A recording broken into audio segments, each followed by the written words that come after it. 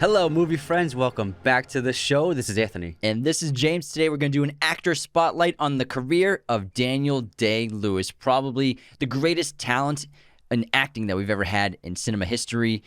Daniel Day-Lewis is a legend. We are huge fans of his work, obviously. We've talked about, I think, just There Will Be Blood in terms of his films that he's been in. So far, yeah. But he's been in so many great ones, some of the best of all time, and we can't wait to get into this. He's my favorite actor, and he's been my favorite actor since I saw There Will Be Blood. I had never seen a performance that sensational and that mind-blowing and that revolutionary as a young person. And what that movie had a major impact on my life. And yeah, you went into the South. You started an oil rig. Yeah. You built your own derrick. Yeah, but I gave it up. Yeah, it was too hard. I got out of the corporate life. Couldn't find any oil.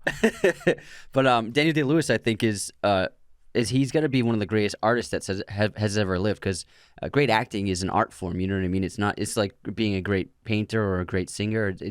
Or a great writer. It is. The performance itself is art, and if you make that argument, then that means that Daniel Day-Lewis is without a doubt and will stand as one of the greatest artists who ever lived. Yeah, and just the talent that he has probably puts him I think he's number one when it comes to just raw talent of acting. Not saying that he's like the number one actor of all time, because I think like Jack Nicholson, Denzel, Meryl Streep, there are so many people like Marlon Brando. Yeah. I mean, Laurence Olivier. There's so many people you can put in the list, but I think in terms of just raw talent, I think he's number one. And also, I just think the fact that, because he has such a small filmography, he's a very unprolific actor.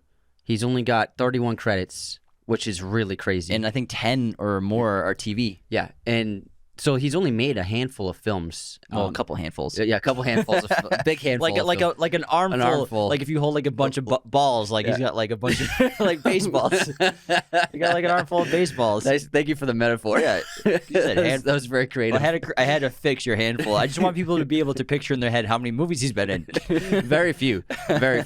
And there's even he takes breaks. He'll take like 5 years in between a movie, 3 years in between a movie. Obviously, what we'll get into is how he prepares. But I think the fact that because he makes so few films, and they're all such a high quality and such a high caliber of the performance, like he hits a grand slam every time in baseball terms. Well, every time he gets up to bat, he has some forgettable movies. Not every one of his movies is knocked out of the park. Some of them I haven't seen. Some of them I probably would never see. I think the only thing that would lure somebody to see some of the movies, I think, like Stars and Bars. But also, you gotta look that he's been in 8 movies that have been nominated for Best Picture. Yeah. And he's made so few movies. Yes, but I'm just saying he does have some forgettable ones. But before we continue, the best way to support Raiders of the Lost Podcast is to become a patron at patreon.com/Raiders of the Lost Podcast. You'll get awesome perks like our podcast schedule for upcoming episodes, personalized videos, Patreon shoutouts on the podcast, which we're going to have to do pretty soon because it's now December. So we'll immortalize all top-tier patrons on the show forever. And you also have access to our weekly bonus episodes, which post every single Wednesday of every week. We also launched our podcast masterclass online course.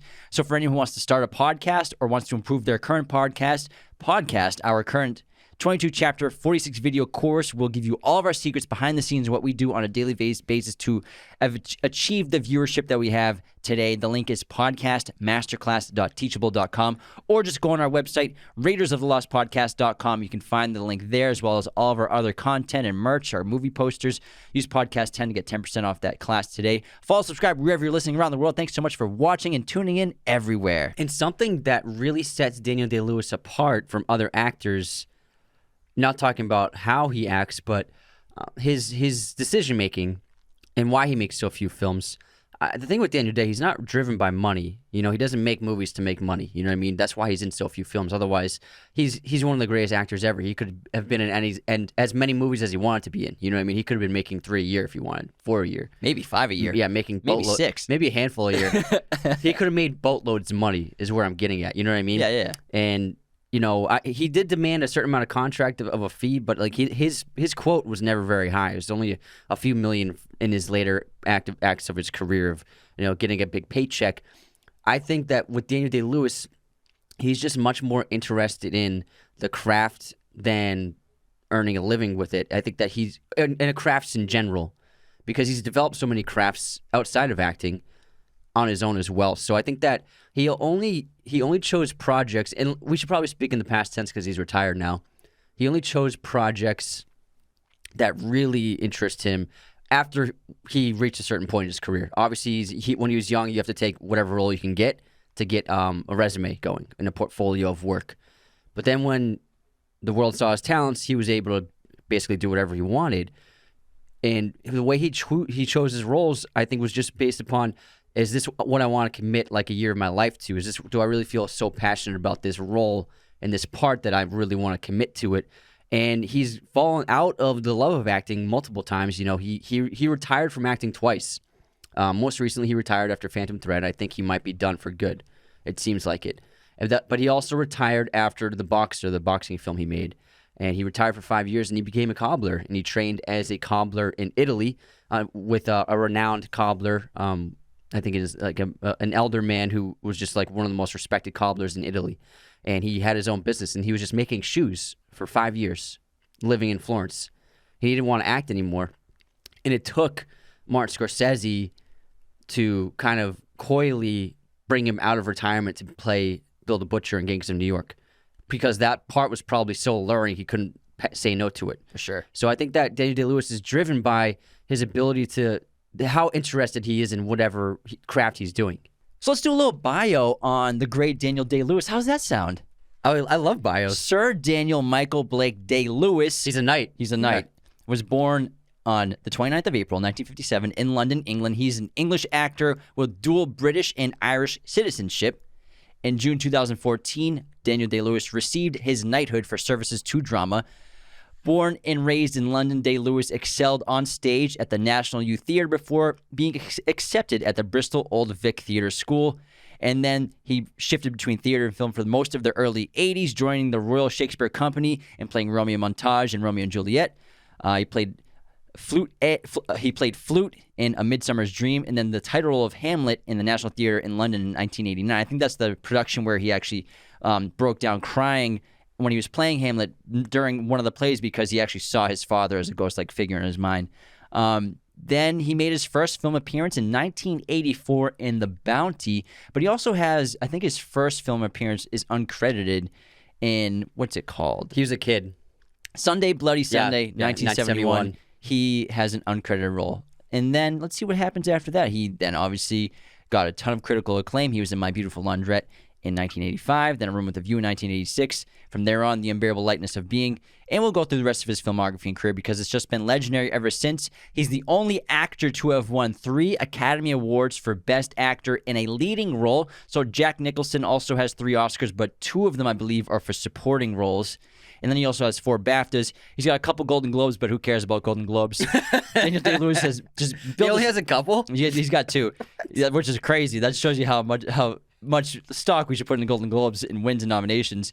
But Daniel Day-Lewis has built this crazy reputation on being extremely talented, a method actor, obviously, but capable of anything. And I would just love to talk about method acting in general. Yeah, absolutely. Because it's like when you talk about Daniel Day-Lewis, it's impossible not to talk about method acting. And I think a lot of people think it's a gimmick in a lot of ways.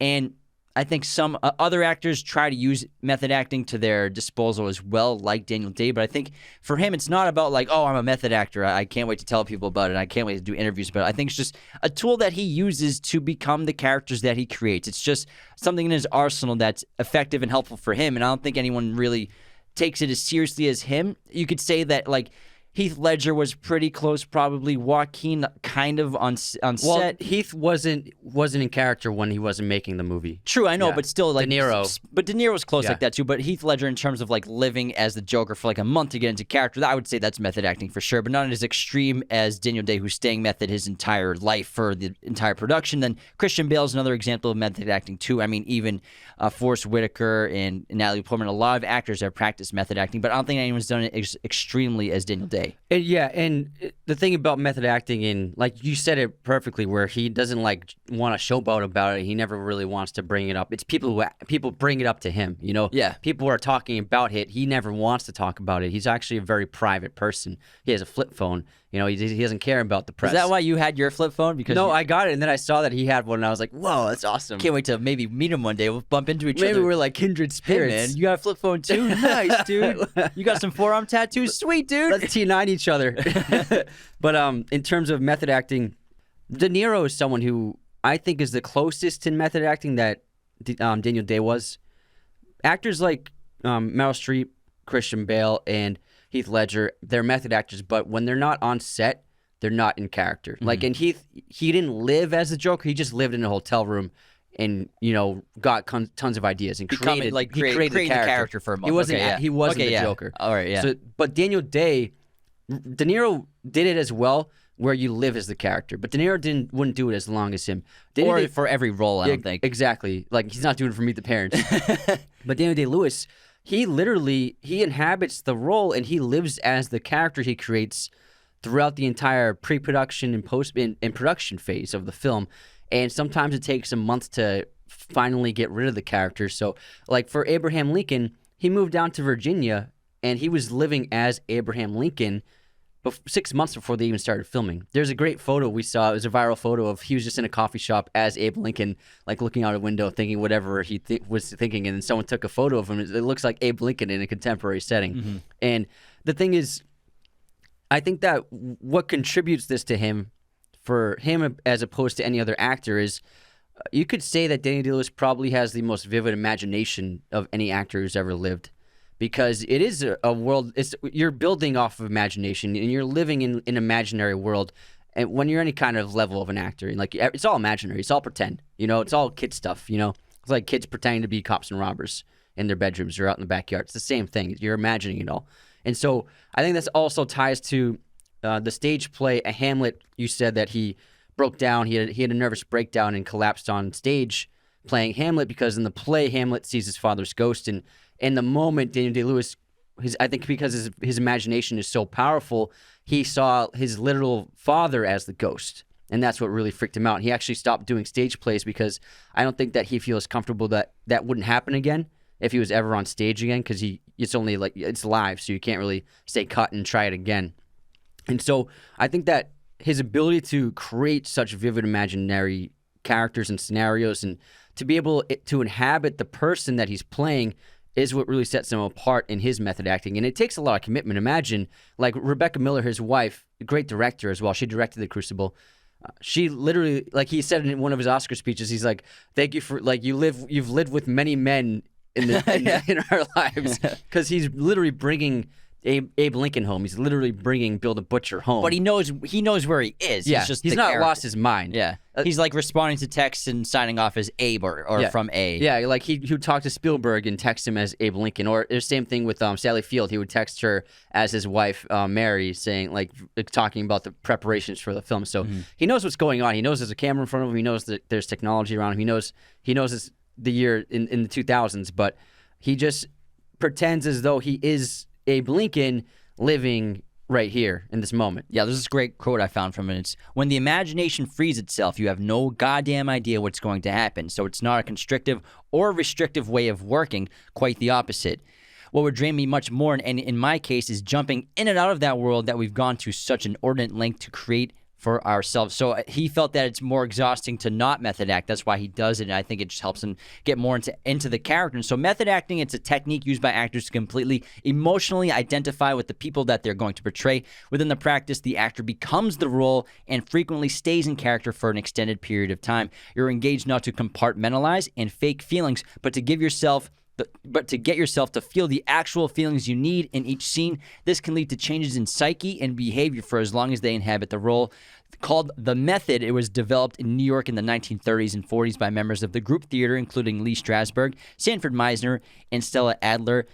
And, it's not method acting that makes Daniel Day the greatest actor talent in film history. It's the characters he creates, embodies with the tool of method acting, the full commitment mentally and physically. I mean, the physicality of his roles is probably the most impressive as well, too. I mean, even if you compare My Left Foot or even Daniel Plainview versus Woodcock in Phantom Thread, just the physical performance of each person is as unique as the accents, because he can do any accent, he can do any physicality, he can do anything he wants, and it's just because it's method acting as a tool, not like he's not trying to be pretentious, I don't think. Yeah, it's just his process. And it's like a method actor like Christian Bale. He's not trained as an actor. He's an untrained actor. It's his own process, which is really cool. Two actors can kind of achieve the same amount of performance and quality of disappearing into a character, and one's trained and one's not trained. Yeah, because Daniel Day is a very well-trained actor growing up. And what even separates him, I love the physicality, because the physicality of Daniel Day-Lewis in his roles, he really embodies like a different soul and person with every film you see, and it's not like. So I love Johnny Depp, but like oftentimes like his roles, he transforms, but he's got a lot of makeup on, he's got a lot of wardrobe on. It's like he's like the Mad Hatter, or he's Edward Scissorhands, or Jack Sparrow. So major transformations. But what makes Daniel Day different is that the transformations are minimal, but they're so different. Like it's like Phantom Thread, the clean-shaven gray hair, the way he dresses, and he doesn't look much different from many of his other characters, but it feels so much different from Bill the Butcher. And there's no like special effects makeup on him.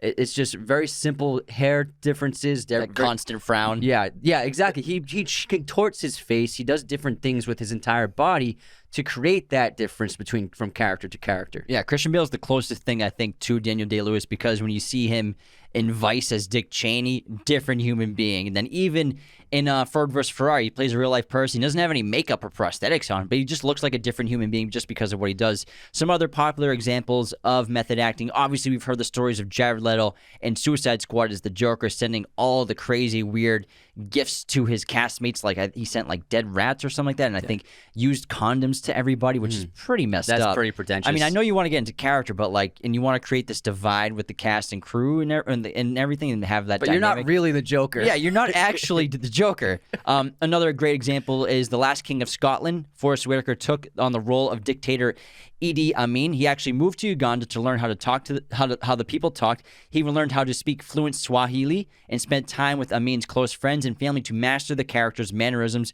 What we got was an incredible performance that even Ugandans who hated their dictator said was scary and accurate. There are dangerous examples, obviously, with De Niro and Christian Bale, who De Niro gained 60 pounds for Jake LaMotta, the boxer. Also, he got into incredible boxing shape, but then he puts on 60 pounds for the third act of the film.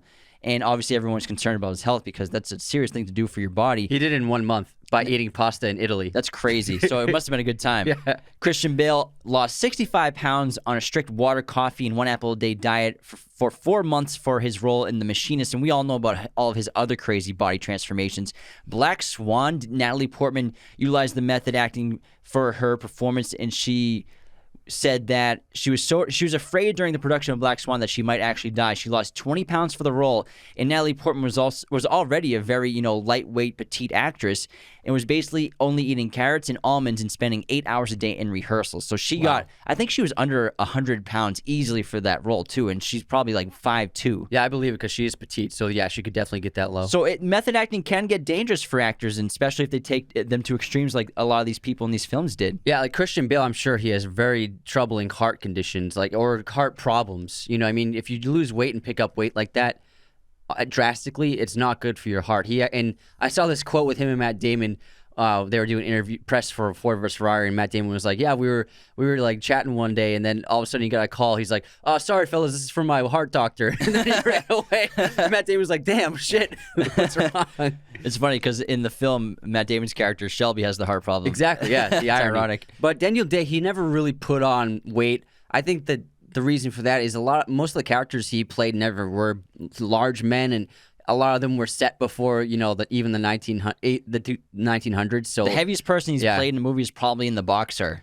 Yeah, definitely, because of the muscle he put on for that. Yeah, that's probably the heaviest he's ever been in a movie role. Yeah, but also he's in ridiculous shapes. Because for The Boxer, he trained for 18 months with a professional boxing instructor. Well, it's almost 3 years, actually. Yeah. Oh, really? Yeah. Wow. And the boxing coach said that he could have been a professional boxer middleweight if he wanted to be. I actually have a list of all the craziest stories of his method acting if you want to go through those with me. Let's go through them, man. Dean's method acting facts. So there are tons of rumors floating around about Daniel Day-Lewis, and some of them are made up, but these are ones that I found that are actually confirmed by Daniel Day-Lewis himself. And so I'll go. Did you talk to him? Yeah. How's he doing? I texted him on his flip phone. He's doing great. He's making shoes again. Actually, he makes ties. So we'll go in chronological order. So My Beautiful Laundrette, 1985. Although the director was hesitant about casting Daniel Day-Lewis as a working-class punk due to his privileged background, coming up as a well-off actor and trained so well, the actor convinced him by mailing a letter that announced that he would break the director's leg if he did not get the part. And then in 1988, for The Unbearable Lightness of Being, Daniel Day-Lewis learned how to speak Czech, even though the script was written in English. However, he wasn't satisfied with his efforts because he thought he failed to become a Czech. And he actually didn't even speak Czech at all in the film, but he has like a Czech accent, but I think he just learned Czech because the character where it's set. Tomas Yeah, that's where he's is from. Czech, yeah. And then in 1989, in My Left Foot, based on Christy Brown's memoir, Daniel Day-Lewis, to get into character, refused to go anywhere without his wheelchair and even insisted on being wheeled to restaurants and around the set.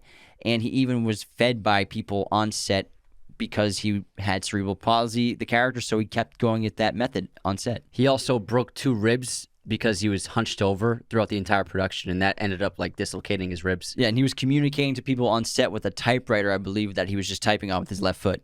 Amazing. So he went pretty far with that. That was his first Oscar, too. In the movie The Crucible, to get into his character of John Proctor, Daniel Day-Lewis also built the house that John Proctor lives in the movie. And while they made the film, Daniel Day-Lewis lived in that film himself during production. Yeah, so actually, 1996, The Crucible, he stayed on a Massachusetts island in the film set's replica village without electricity or running water. He planted fields with the 17th century tools and built, like you said, the character's house. And I believe a table as well. And that's where he met his wife, Rebecca Miller, who directed the film. She's a really great director. Yeah, it's a really good movie. In 1989, and when he was playing Hamlet in the theater production, again, this is where we talk about where he claimed that he saw his father on stage. And this is actually a quote from him. "I had the strange sensation that I was talking to my father. What he said to me on that night seemed particularly hard to bear. To some extent, I probably saw my father's ghost every night because, of course, if you're working in a play like Hamlet, you explore everything through your own experience." So that's how Anthony was talking about how intense his imagination must be, where he's actually playing a character who sees his father's ghost. He actually sees his father's ghost, which is incredible. Mm-hmm. Then in 1992, The Last of the Mohicans. In Michael Mann's epic historical drama, starring Daniel Day-Lewis as Hawkeye, he, in order to prepare adequately for the role, he learned how to survive in the wilderness by actually learning how to skin and cook animals. Daniel Day-Lewis also built a canoe of his own, trained with tomahawks, and figured out how to fire and reload a 12-pound flintlock rifle on the run. Also, during the making of Last Mohicans, Daniel Day-Lewis fully became Hawkeye, obviously, for the entire production. And that film took place over Christmas. And so during the Christmas break, he went home and had Christmas with his family. But he went as Hawkeye, obviously. And so he sat down at the Christmas table as Hawkeye and put his rifle down on the table beside him. That's wild. In The Name of the Father in 1993, based on actual events, this 1993 biopic starred Daniel Day-Lewis as a wrongfully accused inmate who spends more than a decade in prison. The actor got into character by losing 50 pounds and spent around 48 hours in solitary confinement of an actual prison without any food or water. That's crazy. 1997, I think he was obviously kept away from other prisoners. Yeah. But he was in solitary confinement by But himself. he also asked the crew of the film to shout disparaging remarks at him, to literally call him names and to throw cold water at him while he was in the prison cell. And to not let him eat food. In The Boxer in 1997, Daniel Day-Lewis plays a boxer, obviously, Danny Flynn, and he trained for 3 years to get into the proper headspace of a boxer, and according to his trainer, which Anthony talked about earlier, Daniel Day-Lewis attained the required skill to compete at a professional level if you eliminate the top 10 middleweights in Britain. He also gave himself a tattoo on his hand. And then for Gangs of New York as Bill the Butcher, Daniel Day-Lewis got incredibly sick because he refused to wear any clothing that was not authentic, and they shot this in the middle of winter, and thus because the clothing was not very warm, he got pneumonia. And you don't get pneumonia from the cold, but his immunity was obviously weakened. He's around hundreds of people every day, so he probably got a virus or infection, and it led to pneumonia because he wasn't wearing clothes because he was weakened. And for months he refused to accept medication because it was too modern. And so he finally agreed to take some antibiotics when he got seriously sick. He also, for Gangs of New York, listened to Eminem at 5 in the morning every day, specifically emphasizing on the song The Way I Am from the Marshall Mathers LP. He learned how to throw cumbersome knives with pinpoint accuracy. He wore a glass contact lens for the scenes where, remember, he taps his eyeball with the knife. And he was also apprenticed as a butcher.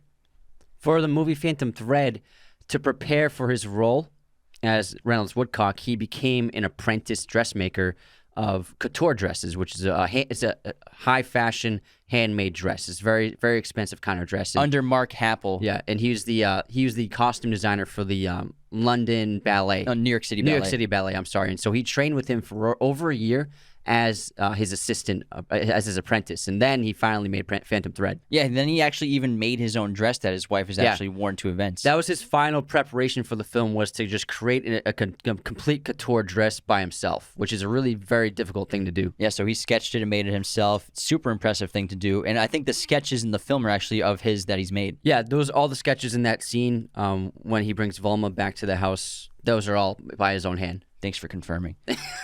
I confirmed with Daniel Day earlier. Yeah, in the T9 text messaging.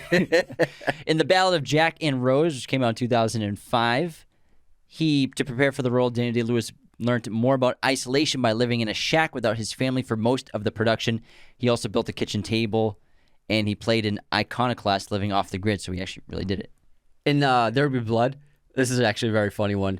During the climactic scene between Daniel and Eli, when he's throwing his bowling balls at him in the bowling alley, he was actually throwing real bowling balls at Paul Dano. Every time I watch it, I'm like, that's definitely a real bowling ball. They bounce too realistically to be fake. There's no way they're fake. Because they're heavy. And it's a Paul Thomas Anderson movie, so you know it's going to be real. And it's Daniel Day, so he's like, I'm not throwing a fake ball, a rubber ball. I wonder if he even told him about it. I doubt it. Now I understand why Paul Dano literally has a serious look of fear in his face. For real. Also in There Will Be Blood, he actually didn't do a ton of prep for the character besides creating him on his own in terms of like method acting. So he just read the first like 150 pages of Upton Sinclair's Oil. And then besides that, he just came up with it on his own. And there's a rumor where he built an oil derrick and try to get oil on his own, which is totally BS. But he actually said in an interview that that's not a bad idea. Maybe he should have tried it. But yeah, he didn't do anything method crazy. He just was the character, but he didn't do anything crazy research or prep wise for it. Maybe he dug some holes. Maybe. I'm sure. I mean, just to get in the headspace of that character, which is probably his best. It's incredible to just fathom that. Mm-hmm. And then in Lincoln, we talked about it earlier where he basically, he's Abe Lincoln on set, so all people on set would call him Mr. President, or colleagues like with Spielberg, they'd call him Abe. He'd sign text messages, yours, A, or from Abe, stuff like that. And also, just to create the character of a person that you don't know what they sound like, it's absolutely incredible. What's interesting about the Abe Lincoln character is, historically, in all forms of media, TV, or film, Abe Lincoln was always portrayed with a very deep voice, like Abe Lincoln. But it was... Daniel Day-Lewis's voice is very high-pitched, and he did that on purpose because through his research, and many people wrote about it, Abe actually had a pretty high-pitched voice, and this actually worked in his benefit because a higher-frequency voice can travel further across a crowd, whereas if he had a deeper voice, it would be harder for people in the backs of crowds to hear him. And so there are lots of people who wrote about how even thousands of people behind... Even if they were behind thousands of people, they could still hear Abe Lincoln's higher pitched voice carry across the entire area. That's interesting. So that's why his voice is higher than you might think it is. Yeah, so he definitely does research on that. But it's just to like create the voice of Abraham Lincoln is just so impressive. How do you do that? And just the everything about it, the physicality of the character. Yeah. But how about we head into our intermission and then we'll go through his filmography chronologically? That sounds like a great plan. All right, let's go to intermission. Let's start with our movie quote competition. I have a couple. One's from me and one's from a fan. We'll do the fan one first. This is from Lauren Smertz. Hey, Lauren. And you, miss, are no lady. Oh, say it again. And you, miss, are no lady. Is it? I think the line before it is, and you are no gentleman, or you, sir, are no gentleman. I'm going to guess... Is this Pirates of the Caribbean? No. Damn. What is it? Gone with the Wind. Oh, good one, Lauren. You stumped me. All right, this one's for me. The closer we are to danger, the further we are from harm. The closer we are to danger, the further we are from harm. Man, that's a tough one. I don't know. Pippin in the Two Towers with Treebeard. Double stumped. Move south. That's closer to Isengard. All right, your turn. Here's my quote. I am a writer, a doctor, a nuclear physicist, and a theoretical philosopher. But above all, I am a man. A hopelessly inquisitive man. Just like you. I'll give everyone a moment. Yeah, give them a moment. It's a really great line. Give them a moment. Really, really, really, really great movie. The Master. Nice. I was curious because you did that last time and you got it wrong. That build up. All right, guess this movie release year. Amistad. Okay. It's a great Spielberg movie Stevie Spielberg kid. with Jimon Hinsu and Matthew McConaughey. I'm going to go with 1997. Yeah. Yes! Spot on. Oh, yeah. Look at this guy. Look at this Can't guy. stop me twice. Okay. Here's my movie release year. Boogie Nights. Going on the PTA's questions today. Yeah, I did all PTA ones. 1996. 97. God damn it. God Too damn bad. it. Too bad. All right, movie pop quiz time. How many films has Daniel Day-Lewis appeared in? Shoot. I'm going to go with, it's going to be in the 20s. I say 23. 21. Oh, man. And again, that's counting his Little first role. uncredited role Yeah. in Sunday Bloody Sunday. That's pretty close. Yeah, that's crazy to think he's only been in 21 movies. It's insane. Insane. Okay. Here's my quiz question. You ready for it? Mhm. What PTA film did Sam Jackson star in?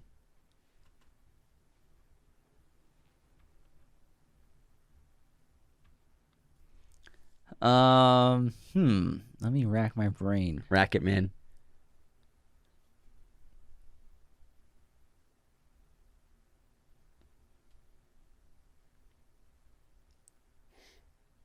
Oh man, I'm drawing a blank. Hard Eight. I was gonna say Hard Eight. Ah, Yeah. He's one of the. God damn it. He's like the smaller villain. should have just said it. I was like, it's not Hard Eight, is it? Yeah, you should have said it, man. Look at you now. A failure. You look like a fool. You look like a fool. All right, who's our hater of the week? Hater of the week. We have a couple of unsubscribed haters. Our favorite kind. Twisted Vibrations wrote in our Empire list video, how do you not recognize Amelie as an international movie? Also, higher should mean closer to 1 and lower should mean closer to 100. Unsubscribed. If you saw that episode, you would know what he means. And then also, Chizran wrote, these guys don't know that Good, the Bad, and the Ugly was directed by a very Italian man. Unsubscribed. I think I corrected you halfway Yeah, you through the corrected me. episode, yeah. Because we were like, there's no Italian films on here. And then we're like, oh, wait, Sergio Leone. Yeah, but it's still an American film is what I meant. But it was a funny unsubscribe. Yeah. All right. We have a couple of great 5-star reviews that we want to talk about. Let's hear 'em. Tommy Tom, 1955, hits my G geek spot. Well done. Mission accomplished, gents. This one's from Gator. Gator, don't play that. Gator, don't play that. Found this show on TikTok and have been addicted ever since. These fellas keep me laughing/entertained at work all day. And then... Thanks, pal. Yeah, thanks to everybody for those 5-star reviews. That's This is incredible. so sweet. Very nice of you. On this day in film history, today is Monday, December 6th. In 1982, Gandhi, directed by Richard Attenborough, starring Ben Kingsley, premieres in New Delhi. Daniel Day-Lewis was in Gandhi. Yeah, he was. Yeah. In 1990, Burt Lancaster suffered a stroke. Aw, He was man. an iconic actor, American actor. In 1993, Schindler's List premiered in Washington, D.C. And happy birthday to our man, Ridley Scott. Oh, Love man. ya. All the Marvel people are going to be upset about that, but Happy birthday, really. yeah, Goated. we love Ridley. Goated director. Top 10 all time, probably. Goated. Streaming recommendation from me is Children of Men by Alfonso Cuarón. It is currently on Amazon Prime, and it's an amazing, amazing movie. Good pick. Nice. My streamer is Last of the Mohicans on Amazon Prime. Daniel Day-Lewis is it's a on great there. film. You're right. One of Michael Mann's most underrated films. I think it's Heat, and then Last of the Mohicans is probably his second best one. All right, now let's start going through his filmography. Starting, obviously, 1971, we talked about Sunday Bloody Sunday as his first role, really, but it's uncredited, so skip on past that. And then he was in a couple TV series in the early 1980s. He was in Gandhi, a small role in 1982. He played like a thug. Yeah, Gandhi's an incredible film, by the way. Ben Kingsley's fantastic as the title character in that movie. Directed by Richard Attenborough. Yeah. Who plays what's it from Jurassic Park? The creator of Jurassic Park. Oh, he plays your guy, Spare No Expense. Yeah, what's his? I can't remember his name. But that's Richard Attenborough. Wow, I'm blanking on it right So he now. directed Gandhi. Crazy. Yeah. And then 1984, he was in The Bounty. That was his first film role. And then My Beautiful Laundrette was probably the first film to get him like critical acclaim. Where His first lead. he plays the character Johnny, who's like we talked about in that little brief thing about the letter he sent. He plays like this punk in this Margaret Thatcher UK era, and he links up with an old childhood friend who's a Pakistani, and it's about their relationship going forward. They build a romance. It's a really sweet gay drama. I think it was really sensational. Great early role for him. I think that Daniel Day-Lewis really tapped into the UK over there. This was a big deal. I think him and Christian Bale had a similar role with Velvet Goldmine in the 90s, and this is definitely a great step forward for him as a lead actor. Yeah, the character itself is really incredible. I like the look of the character. He's got like the bleach blonde hair that's been growing in a little bit, and he just it's a great kind of coming of age for like an early someone in their 20s. It's like Graduate, yeah, you know what I coming mean? of age. Like you're not a kid anymore, but you're still trying to figure out who you are in the world. Again, a great film. It's not super chewy with like being an amazing, crazy character that we're used to with him, but it's a great start for him. All right, and then let's see some more TV in 1985 and Nanu in 1986. Then in 1985, he was in A Room with a View, and he basically plays. He plays the villain of the film. He plays the man who wants to marry Helena Bonham Carter's character, Cecil Weiss. Yeah, and he's like the most pretentious yuppie d-bag, like so like full of himself. It's an amazing performance. It's so really sensational. He's like basically trying to control Helena's life. I can't remember her character's name. I'm sorry, but he's a great role. He's essentially like the villain of the film. Yeah, we talked about that when we did our Helena Bonham Carter spotlight, which was a Patreon bonus episode. And that was just like a star-making role for Helena Bonham Carter. I think that was her first film role, right? First one. And it ended up being a Best Picture winner, I believe. Nominee. So it's actually a really, really good movie. I think it's 100% on Rotten Tomatoes. But it's a very funny performance. When you watch it, his accent is so yuppie. So eccentric. Yeah. The glasses that he wears, they don't have frames behind his ears. They're just like the Morpheus glasses on his nose. He's always wearing the funny hats, and the clothing is just like, it's pitch perfect. It cracks me up whenever I see he like kills clips from like it. the pretentious accent so well. He's like the person that makes you like grind your teeth. Like, I can't stand this person. Yeah, so Helena Bonham Carter's character is supposed to marry him, but she doesn't want to. Yeah.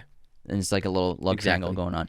Nanu in 1986, and then The Unbearable Lightness of Being in 1988 is probably his best next performance. Yeah, it's a very dramatic, sensual movie with Juliette Binoche, who's one of my favorite actors. She's a great French actress. You've seen her in a ton of stuff, and this is a very sexually charged, dark, emotional film, and he plays a great character named Thomas. I think this is a really awesome movie for those of you who are like movies that are like David Cronenberg or things like that, like sexual thrillers. It's not much of really a thriller, but it's great drama. Mm-hmm. And this is the one where he learned how to Czech. Czech. Yeah, and I like the character a lot because it's the exact opposite of his personality, like this womanizer who's like super charming, but only uses it to get what he wants out of people and out of women. So it's like so far from what Daniel Day-Lewis is in real life in terms of what I've seen on set, on interviews and stuff like that. So I think that's why it's such an interesting performance to watch him in, because it's like, this guy can literally do anything. And this is like the start of that. This guy can do anything. Yeah, it was a big hit too, definitely. Let's see, moving on to 1988, he was in Stars and Bars, which I guess I haven't seen. That was like an attempt at a comedy. We watched the trailer and it You looked can't really, find much online. It looked pretty bad. I've never heard of it. I'd never heard of it. I watched the trailer and I was like, I don't know. There's And like also- 5 videos on YouTube of it. Also, Daniel Day, he doesn't like. Whenever I see him in something contemporary, it doesn't look right. Yeah. like he's got a suit and tie in the movie, and it's In like an office building. that doesn't seem right at all. Yeah. He needs to be in a period setting. He has like a face that has to be non-contemporary at all. Like I can't see him anything that has to do like In the Name of the Father. I'll give him that because it's Ireland. It is still kind of a period piece. It was made after the events of that film, but still like even that I'll accept. But like him in like a modern suit and tie in an office, like no way. It doesn't work. But then he had a huge movie. It's the biggest one of his career up to this point, and that's My Left Foot, where he played Christy Brown. And this is really an unbelievable film, terrific performance. People say it's his best. You could argue that it's his best. And, he played a character with cerebral palsy. Eventually, he could only control his left foot, hence the name of the film. He ended up becoming a painter and a writer. It's a really miraculous story. But Daniel Day in this movie is so believable as this person, and he's so believable with this condition. It's like I'm sure like if I watched this in theaters for the first time when it came out, I would have believed that like this was actually someone with cerebral palsy. Yeah, it's crazy. It's an incredible performance, and we talked about earlier how he was full method on it, and he acted as Christy Brown. He was Christy Brown on set and off when we weren't filming or anything. And I think I read the an interview with the executive producer where she only saw him walking once the entire production. Wow, that's crazy. On his feet. So he was probably just in the wheelchair as soon as he probably showed up in a wheelchair and stuff like that. So I can only imagine what he did like at home as well. But the performance is absolutely incredible. The way he tries to communicate and speak, because he couldn't, Christy Brown couldn't speak words really, is he had to just try to get out what he could, but people could pretty much understand him for the most part when they spent a lot of time with him. And then typing and painting and writing and drawing with literally using just his left foot, because it's Daniel Day-Lewis and he's going to do it full method. And what's really great about Christy Brown is he never like let it sink him down. He never he had his bad moments and he had his ruts, but like he always had a great sense of humor, and he was always like very vulgar with his humor. Yeah, it's a very funny movie. And he really enjoyed having fun. You know what I mean? And I think that Daniel Day brought that so much to the character, where he was so likable. Even when he was being an asshole in some of the scenes, you still really loved the character. Yeah, Christy Brown, to be able to overcome that, to just become the kind of person that he was, absolutely incredible story. The performance is phenomenal. All right, moving on to, also in 1989, he was in Ever Smile, New Jersey, which is one of those other in his filmography that's just like, what? He plays this traveling dentist who's trying to preach the word of dentistry and clean people's teeth and stuff like that. It's kind of a weird looking film. Yeah, the comedies he didn't really nail at all. I think he kind of obviously missed the mark with his comedies. I think you're right. He just doesn't belong in modern films, because this doesn't work. kind of modern at the time in the 1980s. He's too good. He's too good of an actor. Yeah, because when he's wearing a suit, it's like, what are you doing with that on, man? Yeah, take it off. You gotta go live in the jungle or something, man. Yeah, so then in 1992, he took 3 years off from acting, and then he was in The Last of the Mohicans. And he didn't take 3 years off. He was preparing for Nathaniel Poe, a.k.a. Hawkeye. And this is a Michael Mann film, and it's really, really good. It's an awesome movie. It's really fantastic. And like I said, like this is 3 years after Ever Smile, New Jersey, but you can imagine he probably spent close to maybe 2 years preparing for this one. Yeah, probably. And Hawkeye is an awesome character. I love him in this movie. The accent is amazing. And because of his prep work, of all the skills he developed that you mentioned earlier, like building a canoe, hunting, living with his rifle, when he's in these action sequences and when he's working with these tools and working on the land, like you can tell like this person knows what they're doing. It's not like another actor where some like expert on set was like, okay, you just grab it like this and you do that and blah blah blah. And they just got the directions right there a minute before they did the take. Who would ever do that? Yeah, Daniel Day, he is the expert by the time they're filming, and it's an amazing performance. It's so great. Yeah, in Hawkeye, it's like sort of duality of a character, because he has that like a past life, and he was raised by Native Americans from the age of like 4. Yeah, so he speaks English and everything as well, and he's like the voice and communication between the colonizers in the film and everything. But he kind of has like two dualities of personality, where he can be a very soft-spoken character and gentle, but at the same time, when there's a battle going down, he's running with 2 rifles in his hand, shooting them both at the same time. It's insane. Yeah, and incredible. He goes through a lot of turmoil. He loses a lot in this film. In terms of his family members, and there is a great villain that he has to overcome. It's a great couple of battle sequences in this movie. Romance. This movie has it all. A great score, and Michael Mann's directing is really just pitch perfect. It's a lot of fun. I think it's a really underrated movie, and people love Last of the Mohicans, and Daniel Day-Lewis really brought it. Yeah, and then 1993 is the first time he worked with Martin Scorsese. Martin for The Age of Innocence, and it's a romantic drama. It's set in Victoria. What year is this? Victorian era. The year, I don't know. Yeah, Winona Ryder's co-star last year. Yeah, Winona Ryder's in it. Michelle Pfeiffer's in it also too. So it's a really great cast. And Newland Archer is a very interesting character. It's something that he'd never really done before. And also the movie, it's kind of like, it was something that Marty really never had tackled either in his career at that point. It was great to see his filmmaking style in this kind of setting, in this genre. And Newland's a great character. He's engaged to Winona Ryder's character, and they're going to get married, but he ends up falling deeply in love with Michelle Pfeiffer's character. So he's battling with that because, he wants to be a loyal fiance and then obviously eventually a loyal husband, but he cannot stop thinking about Michelle Pfeiffer's character. Them two on screen, they have excellent chemistry, very fiery romance, and this movie is just so perfectly made, really lush cinematography, great costume design, and again, Daniel Day is just completely transformed. To go from Hawkeye to this is just really unbelievable in a year. It's insane. You can say the same thing about Marty, where he goes from Goodfellas in 1990 to this in 1993. So anyone who says that Martin Scorsese only makes gangster movies, you got to go through that guy's filmography. He had done non-gangster movies before this, obviously, but this is an incredible period piece. The production design and filmmaking are incredible. Yeah, I think Marty, he might have wanted to just cleanse his palate with something that was not about death and crime, gangsters and crime, because even though that's like what he grew up in, and that's his way of telling stories. That's his community, and that's what he knows best. It's still nice to see him do stuff like this. And this is a really excellent costume drama. It really is one of the best of the last few decades. It's a really sensational film, and Winona Ryder is really good in it too, because she's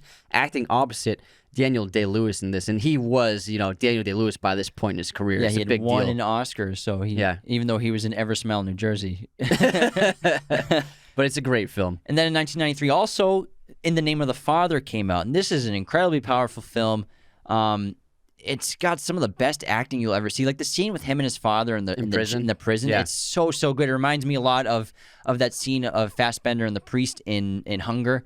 But it's just incredible roles, incredible acting, and it's a tragic script. It's about someone who is basically takes the fall for a crime because he's coerced by corrupt police officers and politicians and powerful people, and then he serves 10 years in prison. His father gets arrested as well. It's heartbreaking because the movie starts out, he's just like this really naive young kid, really innocent guy. He's just, looking to meet people and enjoy himself, and him and his buddy, they travel across the city, and then they're picked up by the authorities, thinking they did the bombings. Yeah, thinking they did the bombings, and it's really tragic. It's really tragic courtroom scenes. The prison scenes are very tough to watch sometimes. And, Daniel Day, he lost a ton of weight for this, and he really imbued that sense of just hopelessness and the pain and anguish that the character was going through for so many years. And it's a really, really powerful film. It's sensational. It's definitely one of the best Irish films ever made. Yeah, and obviously he does a great Irish accent. Yeah, he's got the duality. So, and it's a complicated time in Ireland's history. You know what I mean? The IRA it's and everything. Basically like a civil war that was going on back then. Yeah,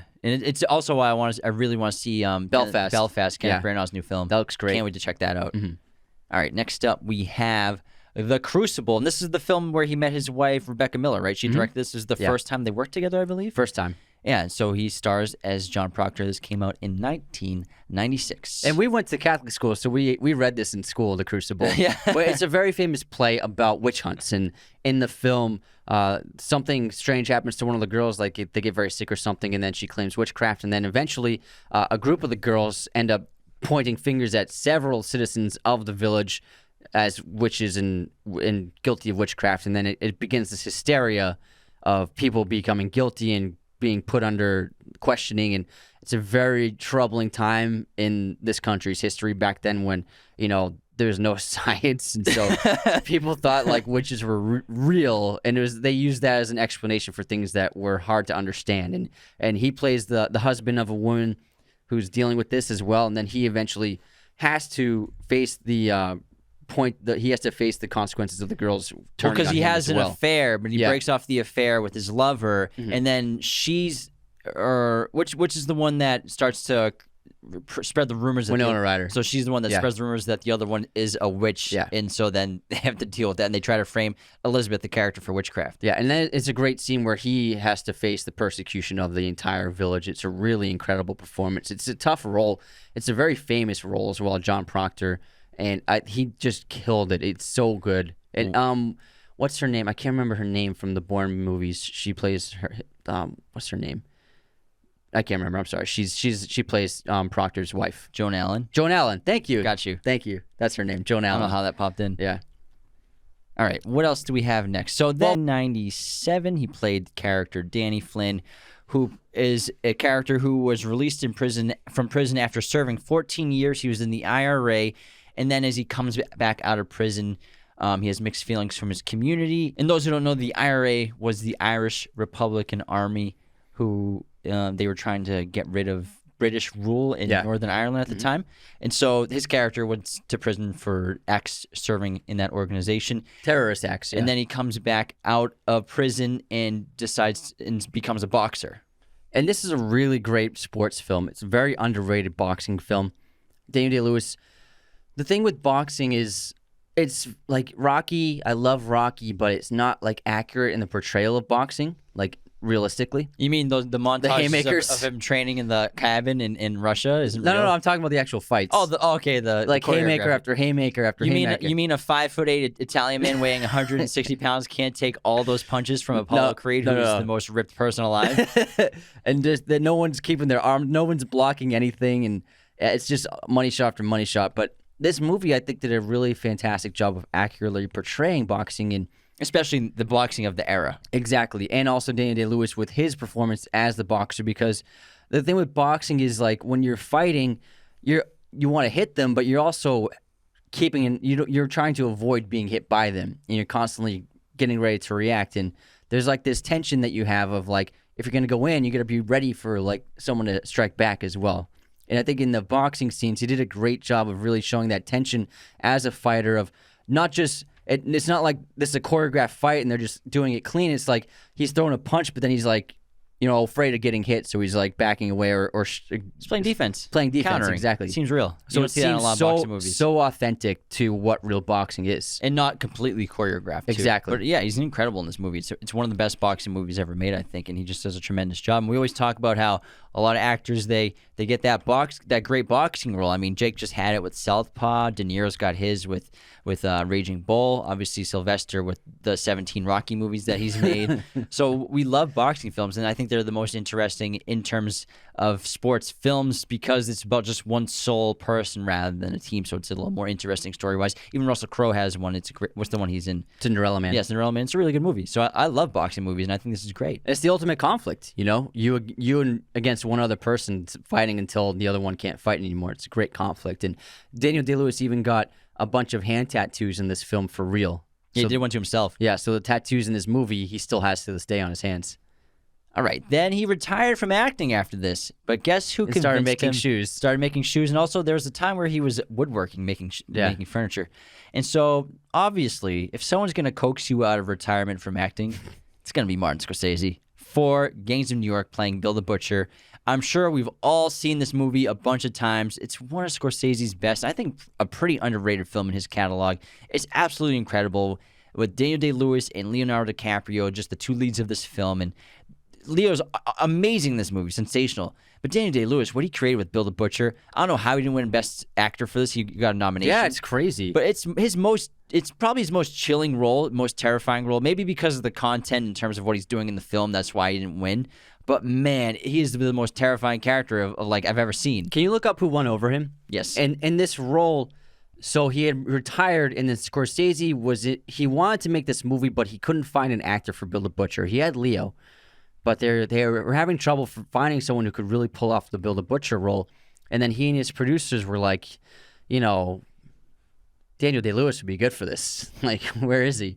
And so they reached out to him a few times, and he said no a few times. And then he kind of, I never found their actual story, but in a way, Scorsese kind of tricked him into like getting into a conversation about it. Like he flew him out to New York to like, I think he said under the pretense of like catching up and grabbing dinner in New York and stuff. But I think during that hangout, he spoke to him about the project of Gangs in New York and Bill the Butcher, the character.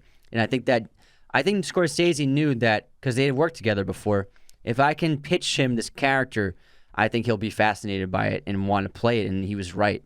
Okay, so the actors who were nominated for Best Actor in the leading role that year, besides Daniel Day-Lewis for Gangs of New York, was Nicolas Cage for Adaptation, Jack Nicholson for About Schmidt, Adrian Brody for the pianist, and then Michael Caine for The Quiet American. Okay. So obviously that was when Adrian Brody won, the youngest person at the time to win an Oscar for Best Actor. Okay, I love The Pianist and I love Adrian Brody in The Pianist, but I mean that's pretty surprising that he won over Bill the Butcher.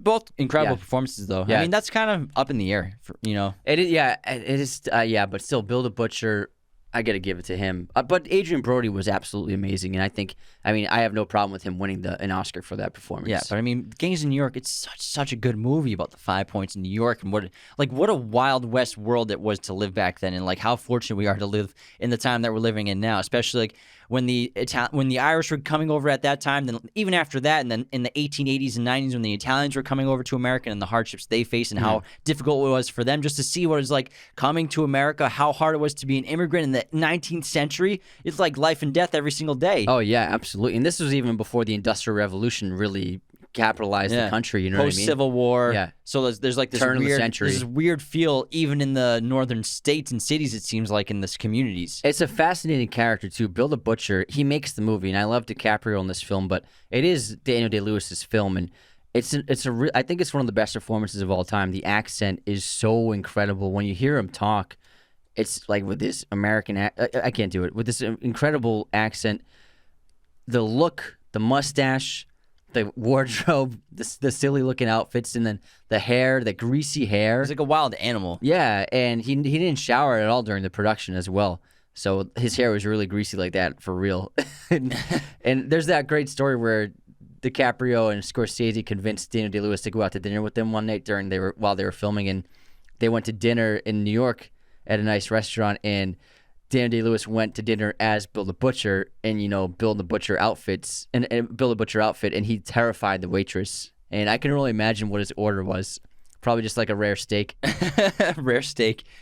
I'll cook it myself. But it's like he has such amazing monologues in this film, some really great dialogue, and he just is a sensational performer. And every time he's on screen, he is just, you can't take your eyes off of him. That's a kill. That's a kill. That's a kill. It's really, really remarkable. It's an amazing role. It's one of the most memorable characters in film history, I think, in my opinion, Bill the Butcher, for sure. I think it's maybe his most memorable. I think even maybe more than Daniel Plainview, possibly. Yeah, you could have that argument. Next up in 2005, he was in The Ballad of Jack and Rose as character Jack Slavin. And this is a good family drama. It's about a man and his daughter, and there's actually some kind of like intimate connection between them. And didn't his wife direct this too? Yeah, she directed Rebecca this Miller? film. Yeah, she wrote and directed this one. It's a really good film. Camille Bell, that actress, she plays his daughter. She was in that movie, she's a babysitter and keeps getting tormented by someone on the phone. Scream? No, Halloween? When a Stranger Calls, I think. Oh, yeah. But it's a good movie. It's a good little indie drama comedy, family drama, and it's not like a larger than life character, obviously, but I think it's a really good role. Yeah. And then 2007, There Will Be Blood, which is where he won his second Oscar, playing Daniel Plainview, Anthony's all-time favorite film. This is in my top 10 for sure. We've seen this movie a dozen times. We did an episode on this with No Country for Old Men because they both complement each other so well. So definitely check that episode out if you haven't yet. Like peas and carrots. And There Will Be Blood is literally just a character study of Daniel Plainview, and it's one of the most incredible characters ever created for film.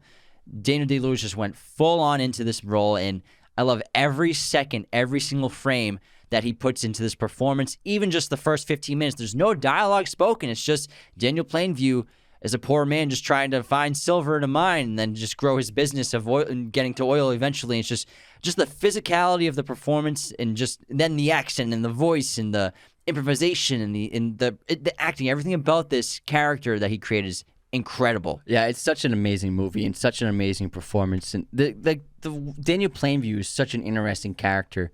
This flawed man who cares only about not just success, but building an empire. And then once he gets it, he uses that to just isolate himself. And we're talking about a man who adopts a young boy as a way to help him as a salesman. You know what I mean? And eventually abandoning his child once he becomes... I abandoned my boy! I abandoned my child! Once he became an issue, once, it became a problem having HW around now that he's deaf, he abandoned him and sent him away.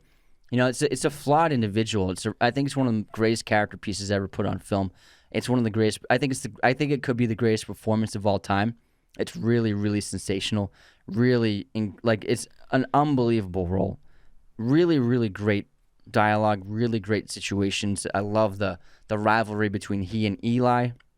There's just so much to this film. I could talk about it we got to do another episode. We should do a solo episode on it because there's so much to analyze. We did like a half hour, 45 minutes on it, but we still need to get more into it. I mean, we've been quoting this movie for the last freaking 15 years. Yeah, I quote it all the time. Drainage. If you have a milkshake, I have a milkshake. My straw goes across the room. It's so funny. He manages to like make you laugh as well. It's really, really great. Yeah, love the movie. Obviously, PTA maybe his best movie in general. That like Boogie Nights, it's hard to pick. But yeah, we love There Will Be Blood, obviously. And then in 2009, he was in the movie 9, which is kind of like an unofficial sequel to 8.5, Fellini's film. And this was made by Rob Marshall, and this is a musical. The 8.5 is not a musical, but it's very theatrical. So I guess it suits this sequel to being a musical. And he doesn't play exactly the same character, but he does play a character who's basically based off of that character. They're both named Guido, but I think that Guido Contino. Yeah, but Contini. But that's not his last name. That's not his surname in 8.5. But I was surprised. I didn't know Daniel Day-Lewis could sing, and he's actually a good singer. I was shocked. I was like, oh, he actually pulls it off. Probably did like 2 years of prep, dude. Yeah, I believe it. But it's a fun movie. It's got a great cast. You know, Penelope Cruz, Nicole Kidman, a bunch of great other actors, and great dance numbers, terrific set design. I think that Daniel Day-Lewis wanted to maybe try something different and, you know, push himself because he had never done singing before in a film. So I think it's a fun film. And it's not 8.5, but I think it's a fun little kind of sequel to it. Yeah, it's similar to, I think, like The Unbearable Lightness of Being, where it's just a character that's so different from him in terms of like the eccentric and overconfidence and stuff like that, and just like being just an arrogant person in a lot of ways as the film director in the movie. All right, moving on to Lincoln, which came out in 2012, Steven Spielberg film. This is where he won his third Oscar for Best Actor in a Leading Role. This movie is awesome. He invented Abraham Lincoln's characterization all by himself, which is incredible. It's a really remarkable movie. I think it's really excellent. I think Spielberg really did an amazing job, and I think Daniel Day-Lewis did a fantastic job. Sally Field as well, sensational as Mary Todd. This movie is just like it's a tough movie to make. Because, like, we don't know what they really said in these rooms, you know what I mean? You don't really know what Abe said. You know what he wrote, and you understand, like, what happened through the events, but I think that they did a great job with this screenplay. Yeah, because it shows, like, it's not just a simple thing like, we're going to end slavery, but, like, it shows all the politics involved with it and and how the votes and everything, and, you know, to really I've never even studied the politics of what was happening at the time, really. We just know what happened. Yeah, and then the first scene is really great. It's after one of those battles, and then Abe is just sitting around his army, and people are like walking around and stuff, and then those two soldiers come up to talk to him, and then it's a great introduction to the character. And what Daniel Day-Lewis brought to this role was a great amount of power, great leadership, but also a great amount of heart, and, you know, this endearing quality to Abe Lincoln. And when you watch him on screen, you can't help but really love the character, because you can't help but love the man and what he did and how he changed his country, you know what I mean? Mm-hmm. And so it's a daunting task to try and capture that person on film. And I don't think anyone else could have done it as Daniel Day-Lewis did it. I know Liam Neeson was in talks to play this role when Daniel Day-Lewis initially turned it down. I think Liam Neeson would have done a very good job, but I don't think he would have really embodied the spirit of Abraham Lincoln like Daniel Day-Lewis did. I felt like I was watching Abraham Lincoln. 100% agree. It's so fascinating. Slavery is no more. All right, moving on, 2017. This is after taking another long hiatus, so that's 5 years in between these films. And it was his last film that he made, another Paul Thomas Anderson film. He played Reynolds Woodcock in Phantom Thread, which is such an underrated movie. This movie's incredible.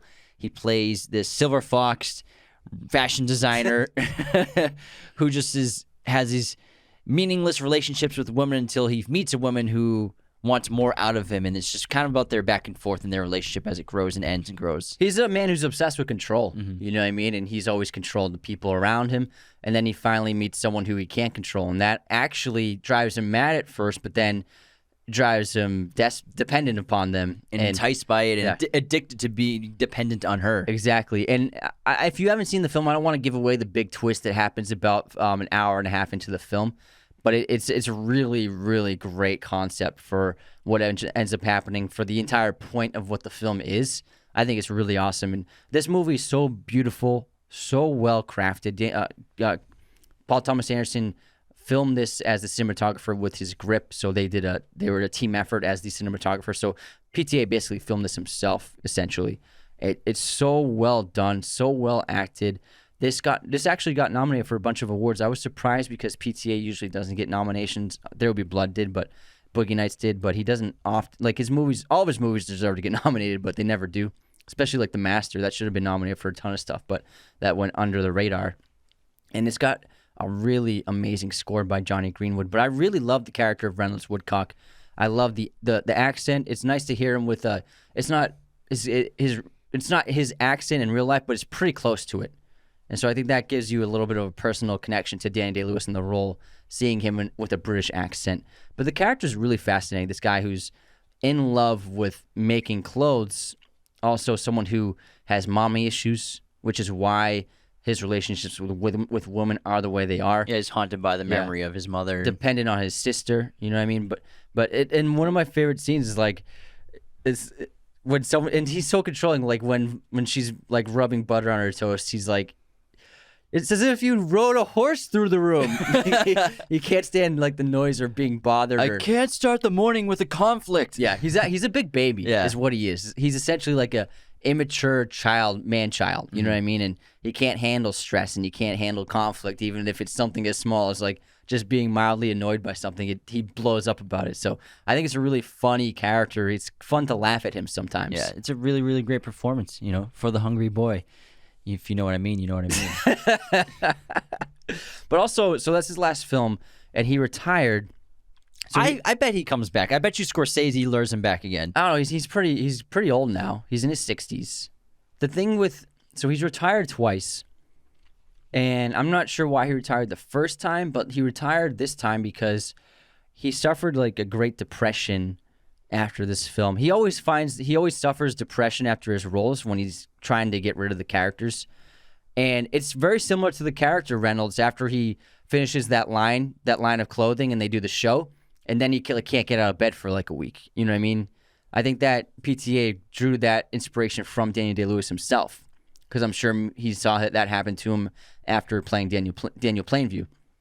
And for me, that actually does happen to me sometimes. I write screenplays, and whenever I finish one, I'm never like happy about it. I'm not like, oh yeah, I finished it. I always just feel like down in the dumps for some reason. I'm just like, oh damn it. It's this weird feeling, and I really related to the character of Reynolds Woodcock in that movie for that reason, because I kind of understand like kind of that feeling where you put so much. I think what it is he put so much into the role, so much commitment, so much thought, so much physical commitment, mental commitment, so much preparation. The energy involved. Yeah, probably falls in love with being the character. You know, I mean, he probably really genuinely loves being whoever he's playing. And then also, you could say he might even develop like an emotional relationship or connection to that character he's created. And so when the movie's done, he has to just erase it and say goodbye to it and never be Reynolds again, never imagine that he's Reynolds and say goodbye to this world that he probably grew to love. And that probably affects him extremely negatively.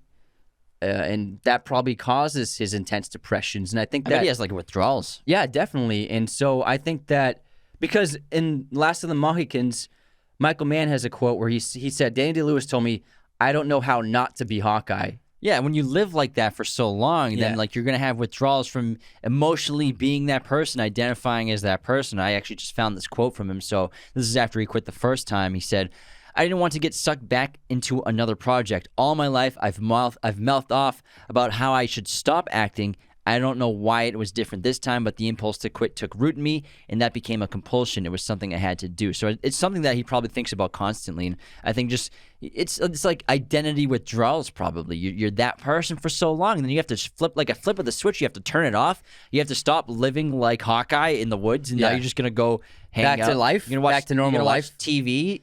And read a book. It might be a form of escapism. You know what I mean? Mm-hmm. Escapism from reality, where I can live as a different person. It's like being in Ready Player One. You know, or it's like someone who plays video games all the time, and then you tell them you can't play video games, even though you can't play ever again. Like, how would they respond? Try to take a smartphone away from a teenager. Yeah, I'm sure it's the same. They would exact lose thing. their shit. Because his brain, the way it's working, is that's what he needs to like fuel himself. I guess imagine the imagination and creativity. So I don't think he'll come back to acting. I really don't. I think that Well, he's 64 now. Yeah, so he's old. Yeah, I'm not sure he's gonna want to do that to himself mentally again. because the energy he puts into his roles, it's probably the most of anyone I've ever seen on camera. Besides, like Joaquin's kind of there in terms of what he gives into his roles, and Christian Bale. So we'll see what their careers are like later on in their lives, and if they want to keep doing it at this age that Daniel Day's at. But I can only imagine just the emotional drainage and mental drainage it takes just every day to be the characters. And also actors like Robert De Niro and Meryl Streep, both method actors as well. And then in their latter years, they're taking roles that are obviously much easier, more comedically driven, and stuff that doesn't require intense amounts of prep. You know what I mean? So I'm sure like just memorizing lines. Yeah, older as you get older in age, like you don't want to put all that intense work into it. I can see that for So sure. I think he's done, which is sad, but also I mean the guy's body of work is just unbelievable. It's really incredible. And I think he went out strong with Phantom Thread. I think that's I love that movie. Great movie. I love really it. So underrated. I think it's amazing. How about we do some trivia and stuff? When Peter Jackson was in pre-production in the Lord of the Rings trilogy, he had a choice in mind for Aragorn, and it was Daniel Day-Lewis, and that was his first choice, and it was his only choice really. He asked Daniel Day-Lewis multiple times to play Aragorn, but eventually Daniel Day returned it down over and over again. I think because he didn't want to do sequels, is my guess. Also, that's a big commitment, and so I'm guessing he was probably interested in the role, but like making 3 movies as one role, I think is not enticing to him. Most of the gangs in New York mentioned by name were the real 19th century New York gangs. Bill the Butcher Cutting is based largely on real-life New York gang leader William Poole, who also was known as the Butcher and had much the same prestige as Daniel Day-Lewis's character. To simulate Bill the Butcher's fake eye, Daniel Day-Lewis had his own eyeball covered in prosthetic glass. Daniel Day-Lewis learned to tap his fake eye with the tip of a knife without blinking. He also became so uncomfortable with the greasy hairstyle he wore as Bill the Butcher that he shaved his head immediately after filming completed. And Leonardo DiCaprio accidentally broke Daniel Day-Lewis's nose while filming a fight scene. Man, that shot of the eye is so amazing when he's tapping it. Yeah. According to the Making of My Left Foot segment on the special edition DVD, Daniel Day-Lewis broke 2 ribs during filming from assuming the hunched-over position in his wheelchair for weeks of filming. On visits to the set canteen, other people would have to help him with food. On one visit from his English agent, Daniel Day-Lewis again refused to come out of character as Christy Brown, and his frustrated agent took off. Many of the scenes in My Left Foot were filmed through a mirror, as Daniel Day-Lewis could only manipulate his right foot to perform the action scene in the film. Yeah, imagine trying to paint with your left foot or right. That's probably just really like hard. impossible. Sounds hard enough with my right foot. Yeah. And that wraps our episode on Daniel Day-Lewis, one of the greatest actors to ever live. Really hope you enjoyed this episode, everybody. The GOAT. The GOAT. Oh, Daniel man, Lewis. Be sure to become a patron at patreon.com/Raiders of the Lost Podcast. Thanks so much for tuning in around the world. Drainage. I abandoned my child. I abandoned my boy. Thanks so much for tuning in to Raiders of the Lost Podcast. Be sure to subscribe if you're new. Hit the like button, leave a comment. Find us on all audio streaming platforms, Spotify, Apple Podcasts, Google Podcasts, wherever you listen to podcasts, you can find us. Find us on Twitter, TikTok, Instagram, Raiders of the Lost Podcast. Be sure to check out one of these other videos right here for more content on our favorite films and breaking down all kinds of movie content. Thanks so much.